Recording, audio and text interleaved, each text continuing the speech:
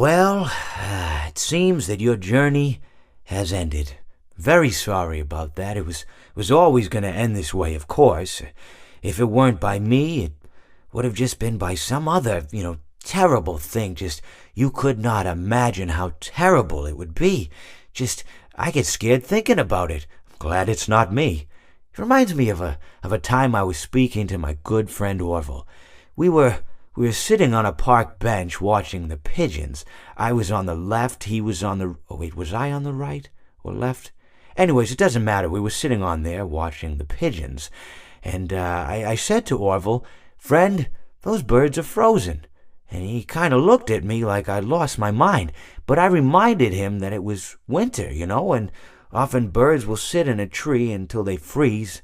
And then they sort of fall to the ground until the sun warms up and they can, move around again. So I said to Orville, "You might as well save those breadcrumbs until the birds thaw, because they can't very well enjoy them in the condition they're in."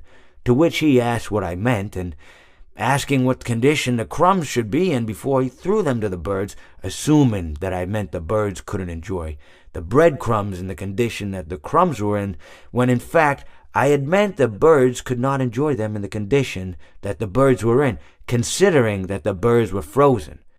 So he took a moment and then threw his last handful onto the ground. I said to him, "Orville, why did you throw the breadcrumbs to the birds when I just told you they're frozen?" To which he responded, "The breadcrumbs are not frozen." Again, misunderstanding my words. I didn't mean to say that the breadcrumbs were frozen when I said I told you they're frozen.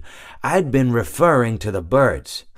In hindsight, what I should have said was, and this would make perfect sense, "Why did you throw the breadcrumbs to the birds when the birds are frozen?" He misunderstood upon my correction, stating that he didn't know what else to do with the breadcrumbs, and that perhaps, when the birds thawed, they'd still be able to eat the crumbs. So I said to Orville, and this is what I said to him, I said, "Orville, the birds may be dead,